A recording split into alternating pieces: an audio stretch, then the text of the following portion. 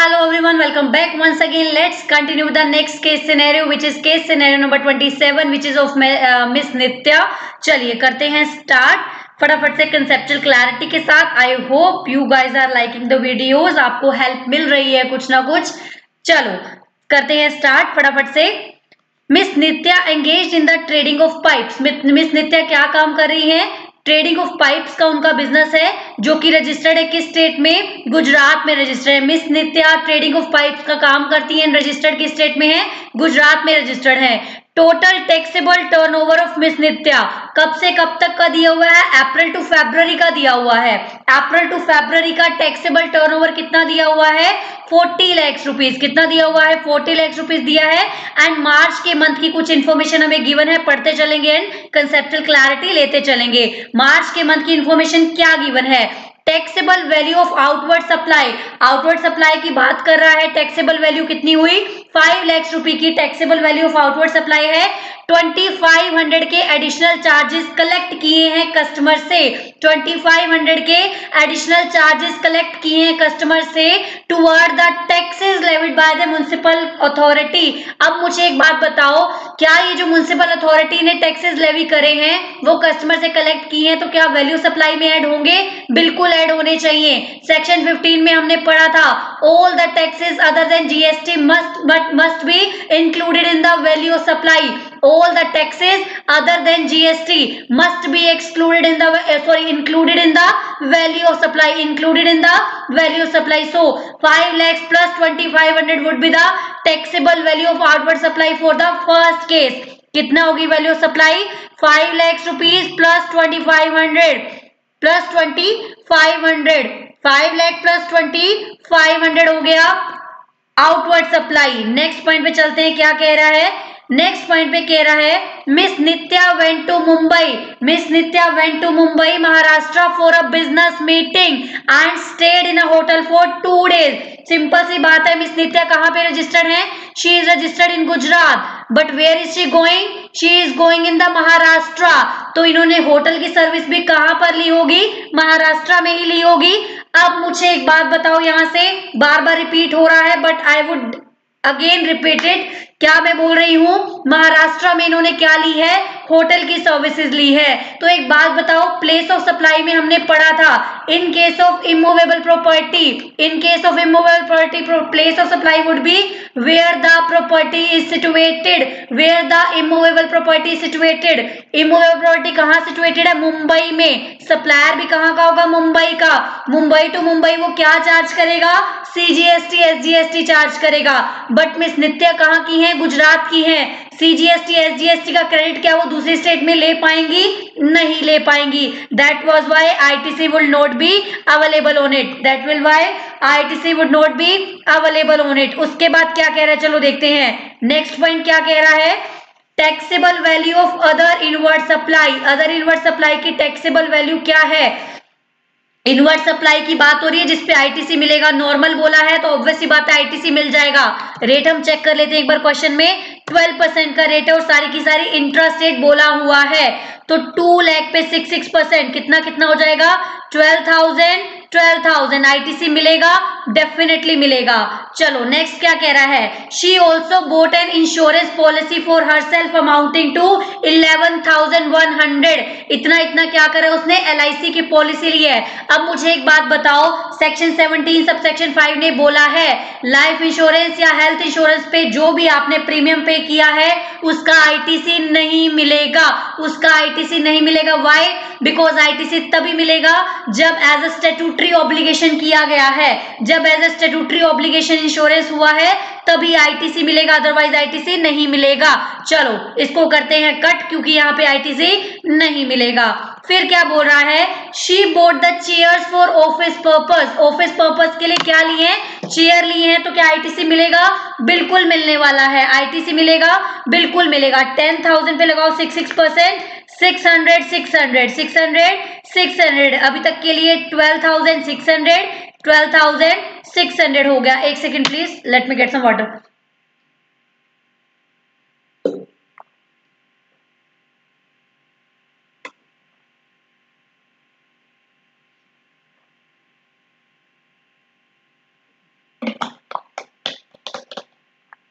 चलिए ये हमने पढ़ ली मार्च के मंथ के ट्रांजैक्शंस। उसके बाद क्या बोला गया है देखते चलेंगे।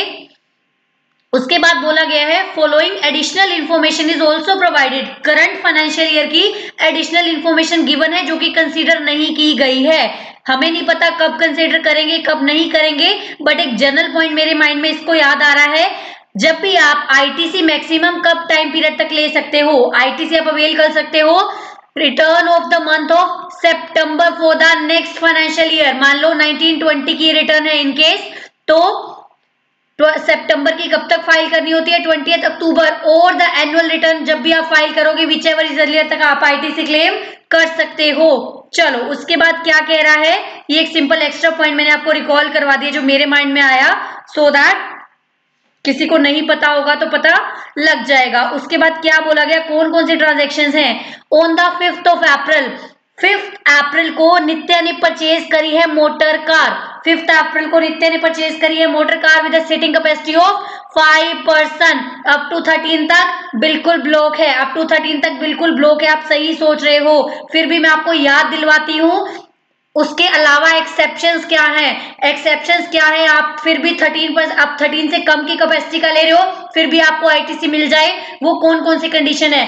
नंबर 1, आपने मोटर व्हीकल खरीदा फर्दर सेल के लिए, मोटर व्हीकल खरीदा फर्दर सेल के लिए, ट्रांसपोर्टेशन ऑफ पैसेंजर की आप सर्विस दे रहे हो तो भी आपको मिल जाएगा, ट्रांसपोर्ट की सर्विस दे रहे हो तो भी आपको मिल जाएगा।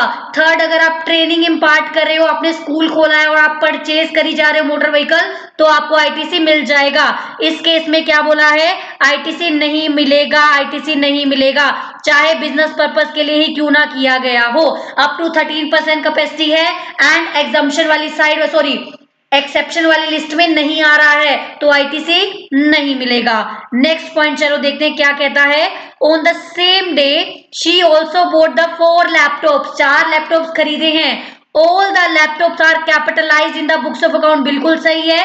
And no depreciation is claimed under 1961 on the GST. अब आपको ये बात याद होनी चाहिए, जीएसटी के कंपोनेंट पे अगर आपने टोटल कैपिटलाइज कर दिया है विद जीएसटी अमाउंट तो आपको डेप्रिसिएशन मिलेगा ऑटोमेटिकली, आप जीएसटी का उस पे आईटीसी नहीं ले पाओगे। इन केस डेप्रिसिएशन आपने जीएसटी के पोर्शन पे क्लेम नहीं करा है तभी उस जीएसटी वाले पोर्शन का आईटीसी मिलेगा, तो इस केस में आईटीसी मिलेगा एंड इन्होंने आईटीसी ले भी लिया है। मैं फिर से रिपीट कर रही हूं, इन केस मान लो आपने एसेट खरीदी 1 लाख रुपीज की, फॉर एग्जांपल ले रही हूं मैं, 1 लाख रुपीज की आपने एसेट खरीदी, उस पे 18,000 जीएसटी है। अगर आपने बुक्स ऑफ अकाउंट्स में 1,18,000 कर दिया कैपिटलाइज तो ऑब्वियस सी बात है इस सारे पे डेप्शन मिलेगा, मतलब जीएसटी के पोर्शन पे भी डेप्रिसिएशन मिलेगा। जीएसटी के पोर्शन पे डेप्शन ले रहे हो तो आईटीसी दोबारा नहीं मिलेगा। अगर आप इस पे डेप्शन नहीं ले रहे हो, आपने सिर्फ कैपिटलाइज 1 लाख ही करा है तभी आपको आईटीसी मिल जाएगा 18,000 का। आई hope you got the point here. चलो नेक्स्ट पॉइंट में क्या करें, यहाँ पे आईटीसी मिल जाएगा, आईटीसी हमें मिल जाएगा। नेक्स्ट पॉइंट पे चलते हैं, क्या कह रहा है। On the 7th of July, 7 जुलाई में क्या बोला, मिस नित्या ने परचेज किए हैं AC for the office purpose and capitalize कर दिया इन बुक्स ऑफ अकाउंट्स में। हमें कुछ भी मेंशन नहीं किया गया कि डेप्शन वाली अमाउंट पे आईटीसी नहीं लिया, सॉरी डेप्शन जीएसटी वाले अमाउंट पे डेप्शन क्लेम नहीं करा, हमें कुछ नहीं बोला। ऊपर मेंशन था मतलब ऊपर इन्होंने आईटीसी लिया, नीचे मेंशन नहीं है तो हम ये मानेंगे कि पूरा कैपिटलाइज कर दिया, आईटीसी नहीं मिलेगा। पूरा कैपिटलाइज कर दिया, आईटीसी नहीं मिलेगा। चलो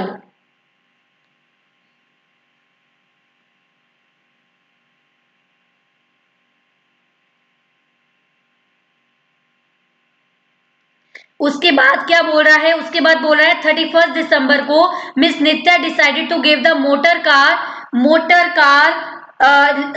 कार लैपटॉप्स एंड एसी दिए अपने ब्रदर को। अब सिंपल सी बात है, ब्रदर को दिए हैं तो ब्रदर हमें देखना पड़ेगा रिलेटिव है या नहीं है। पहली बात तो ब्रदर रिलेटिव नहीं है क्योंकि वो वेल एस्टेब्लिश बिजनेसमैन है। रिलेटिव होता भी तो क्या होता, विदाउट कंसिडरेशन अगर अमाउंट होती तो हम क्या करते, शेड्यूल 1 के अकॉर्डिंग सप्लाई बना लेते, पर ये तो यहाँ पे रिलेटिव ही नहीं है। बट शेड्यूल 1 का फर्स्ट पॉइंट हमें नहीं भूलना है, in case on the business asset you have taken the ITC, on the disposal you will be charged the taxes on it, because simple सी बात मैं आपको समझा रही हूँ, इन केस किसी भी बिजनेस एसेट पे आपने आईटीसी लिया है और अगर आप उसको डिस्पोज ऑफ कर रहे हो फ्री ऑफ कॉस्ट, तो वो क्या माना जाएगा, सप्लाई माना जाएगा। शेड्यूल 1 में फर्स्ट पॉइंट था सप्लाई माना जाएगा एज पर शेड्यूल 1। चलो देखते हैं, मोटर कार दिया है, एसी दिया है, लैपटॉप दिया है। मोटर कार पे तो हमने खुद ही आईटीसी नहीं लिया, छोड़ दो। एसी पे भी नहीं लिया, छोड़ दो। लैपटॉप पे लिया है, बिल्कुल लिया है। देखते हैं कितने लैपटॉप्स दिए हैं, 2 लैपटॉप दिए हैं, तो 2 लैपटॉप सप्लाई के केस में आ जाएंगे और 30,000 हमारा सप्लाई बन जाएगा। 2 लैपटॉप सप्लाई के केस में आ जाएंगे, 30,000 हमारा सप्लाई बन जाएगा। चलिए नेक्स्ट चलते हैं फटाफट से क्वेश्चन की ओर। क्या कह रहा है क्वेश्चन, क्या कह रहा है फटाफट से देखते हैं। Up to which the following dates Miss Nitya has to maintain the relevant books of accounts, assuming that case number 1, case number 2. Books of accounts कब तक मेंटेन करनी होती हैं? मैं आपको याद दिलवाती हूँ, जब जिस ईयर से रिलेटेड वो बुक्स ऑफ अकाउंट्स हैं, जिस ईयर से वो रिलेटेड वो बुक्स ऑफ अकाउंट्स हैं और उसकी जो due date of annual return है तब से लेके 6 ईयर तक, जिस पीरियड की वो बुक्स ऑफ अकाउंट्स हैं उसके due date of annual return से लेके 6 इयर्स तक 72 मंथ्स, जो हम कई बार डिस्कस कर चुके हैं। और मान लो अगर कोई इन्वेस्टिगेशन चल रही है, उस इन्वेस्टिगेशन के कंक्लूड होने के 1 ईयर बाद तक, विच एवर इज लेटर, हमें वहां तक बुक्स ऑफ अकाउंट्स मेंटेन करनी पड़ेंगी। जिनको समझ नहीं आया फटाफट से देखो, मैं आपको समझा रही हूं। हमारा कौन सा ईयर है, हमारा ईयर है 21-22। 21-22 की एनुअल रिटर्न कब जाएगी, 31 दिसंबर 22। 31 दिसंबर 22 में 6 इयर्स ऐड कर दीजिए, मतलब 72 मंथ्स। 31 दिसंबर 28, 31 दिसंबर 28 तक। और जो इन्वेस्टिगेशन चल रही थी वो इन्वेस्टिगेशन कब कंक्लूड हुई, 31 दिसंबर 23 में कंक्लूड हुई। 1 ईयर इसमें ऐड करना है। इन्वेस्टिगेशन पीरियड जब कंक्लूड हुआ उसमें 1 साल ऐड कर दीजिए, 24। दोनों में से विच एवर इज लेटर तब तक मेंटेन करना है, 31 दिसंबर 28 तक मेंटेन करना है। चलो सेकंड वाले पॉइंट का देखते हैं। फर्स्ट वाले का है 28, सेकंड का देखते हैं क्या कह रहा है। सेकंड वाले का कंक्लूड कब हुआ है, 31 दिसंबर 28। 28 में 1 ईयर ऐड कर दो, 29।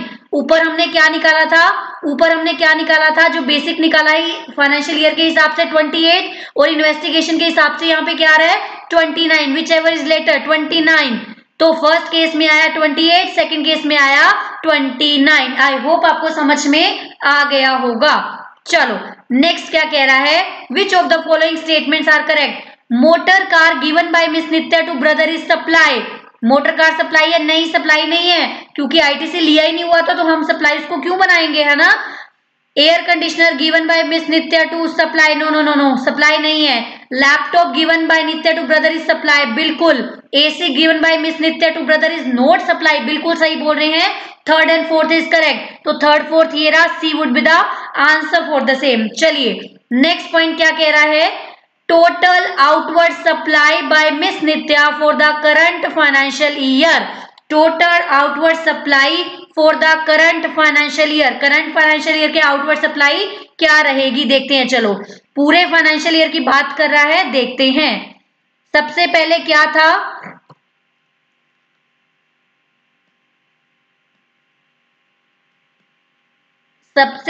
क्या था, हम देख लेते हैं।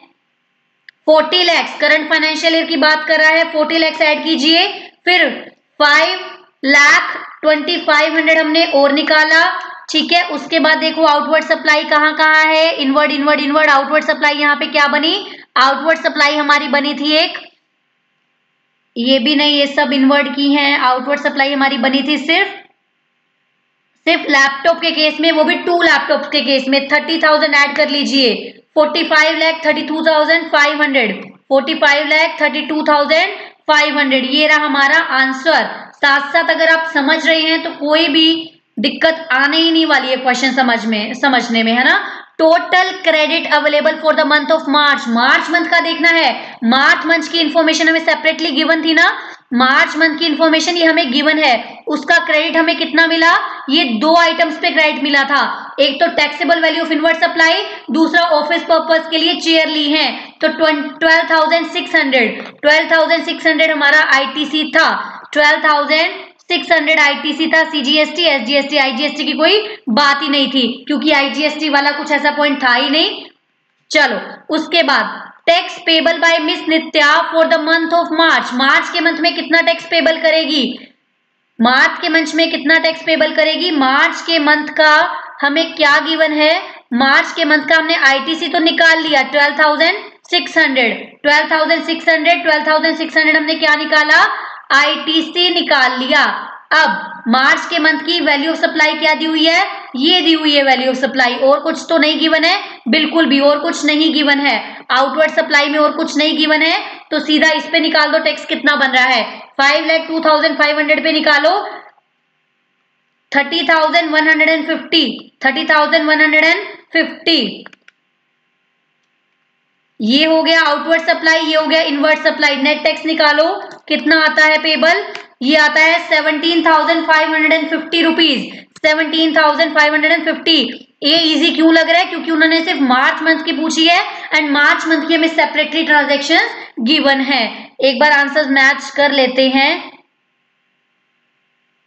यस करेक्ट है आंसर हमारे। चलो यहाँ पे फिनिश हुई हमारी case study number 27। I hope you like the video. If you really liking it then share it with friends as well. मिलते हैं next time. Till then bye bye, take care, stay motivated. जान लगा दो जो भी दिन बाकी हैं, सेकंड ग्रुप वाले जो भी बच्चे होंगे, क्योंकि फर्स्ट वाले तो ऑब्वियस सी बात है अपना प्रिपेयर कर ही रहे हैं। जान लगा दीजिए, still you can do it. I am again saying that still you can do it. अगर किसी को कोई भी इशू है, कोई मोटिवेशनल इशू आ रहा है, नहीं अंदर से पढ़ा जा रहा है, you can connect to me, I will be there for you. चलिए मिलते हैं next time. Till then bye bye, take care, stay motivated.